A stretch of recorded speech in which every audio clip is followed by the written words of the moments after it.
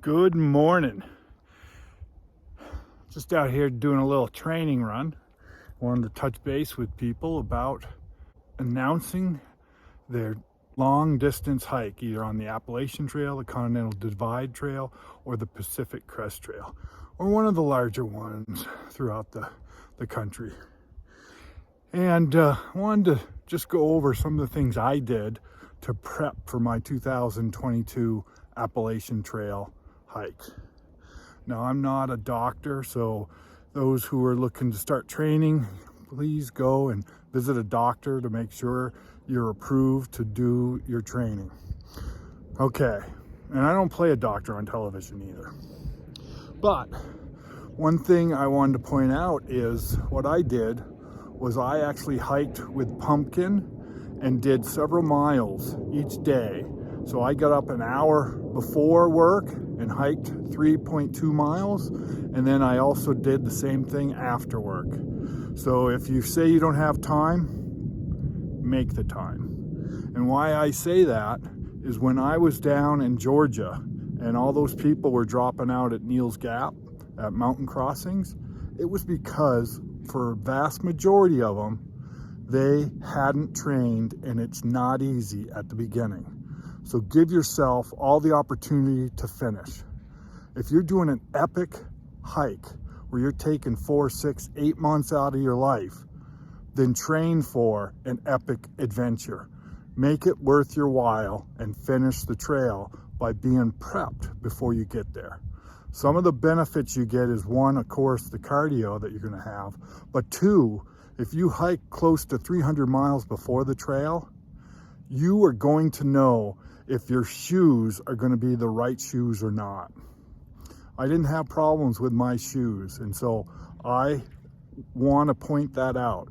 You get your feet in shape, and then when you're on the trail, they will not bother you. And don't say that the conditions aren't good. You can walk in snow. I'm snowshoeing right now, and you make it happen. If you want this bad enough, you make it happen. So I mentioned yesterday that I prepped by hiking with Pumpkin, and I started off with about 18 pounds in the backpack, and then worked my way up to about 22 pounds, which was basically my pack weight plus a day and a half of food and about 1.5 liters of water. I started my prepping seriously January 1st, and I looked at my run tracker for the data, and I did 386 miles with my backpack from January 1st to April 3rd. Started the trip on April 5th. So, and my biggest day that I did with my backpack prior to the trip was just under 13 miles in a day. So I was prepped and basically was in really good shape hiking wise. And I think I noticed a lot of people who were struggling, especially in the Georgia mountains. And I think if they had went on an epic trip, that they should have prepared like it was epic. And that's what I did, and it paid off. I really enjoyed Georgia. It was great being out there. The mountains were incredible, and because of my prep, it made that experience that much better. So I hope that helps. So you're probably wondering where I'm hiking to today. And actually, I just went up to the grocery store, which is about a mile away. And that's something I've been doing a lot more of, walking to the grocery store after finishing the trail. I don't feel like it's buying groceries. I feel like it's more like resupplying. So that just keeps me back, still psychologically on the trail. And then the other thing you'll want to think about is making sure you're hiking in cold weather. And as you can tell, it's about 28 degrees today here. And sometimes you can't get cold weather depending on where you're from.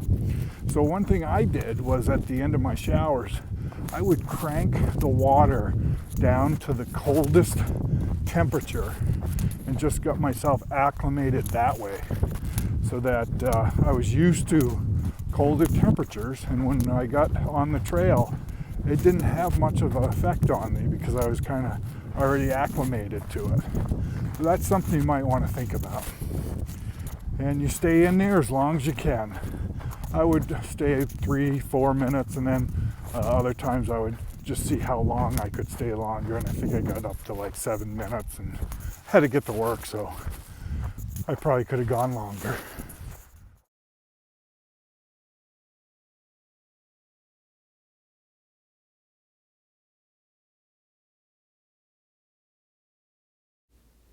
Before the trip, I also went into REI and tried on several shoes so that I had about 2 to 3 options when I went into town to buy new shoes, knowing that they wouldn't always have my size or brand. And so I ended up starting the trail with Topos, Ultra Ventures, and then ended up hiking with Brooks Cascadia 16s. I found I really enjoyed those shoes. I hope this video helps you guys out for the class of 2023. Let's make this year an epic hiking year. I wish you luck. You're going to have a blast out there. Take care.